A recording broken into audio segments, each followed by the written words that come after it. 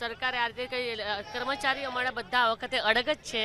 અમારા પર એસમાં લાગુ કરી ચૂક્યા છે. અમને સર્વિસ બ્રેકની નોટિસ અપાઈ ગઈ છે. ત્યાં સુધી કાલથી તો અમને છૂટા કરવાની બી શરૂઆત થઈ ગઈ છે. પણ અમારા કર્મચારી એક સૂત્રે એવી રીતે જોડાયેલા છે કે કોઈ પાછળ પાની કરવાના નથી. આ વખતે નક્કી જ કર્યું છે કે ટેકનિકલી અમારો હક છે, અમારો ન્યાય છે ને સરકાર દ્વારા નિમેલી કમિટીએ જ્યારે અમને ટેકનિકલ સાબિત કર્યા છે તો સરકાર અમને આપવા માટે કેમ આગા પાછા થાય છે ખ્યાલ નથી આવતો.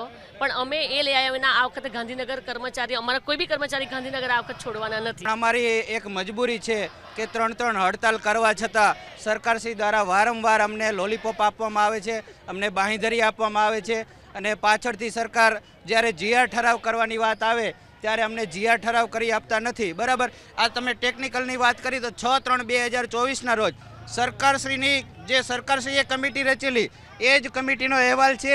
આમાં કમિટીની સાઇન પણ છે, સચિવોની સાઇન છે, પોઝિટિવ અહેવાલ છે કે આ ટેકનિકલ કર્મચારી છે.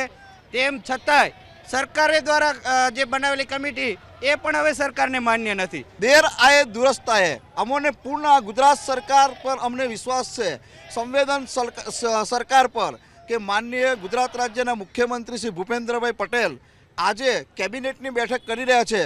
તેનો મહત્ત્વની ચર્ચા અમારા આરોગ્ય કર્મચારીઓ પણ કરી રહ્યા છે. તો અમારી જૂનામાં જૂની માંગણી એક જ છે, 2 જ પ્રશ્નને લઈને છે કે ટેકનિકલી કર્મચારી ગણી અને ટેકનિકલ પગાર ધોરણ અમારો ગ્રેડ પે નક્કી કરીને આપો અને ખાતાકીય પરીક્ષા લઈને ઉચ્ચતર અમારું રિલીઝ કરો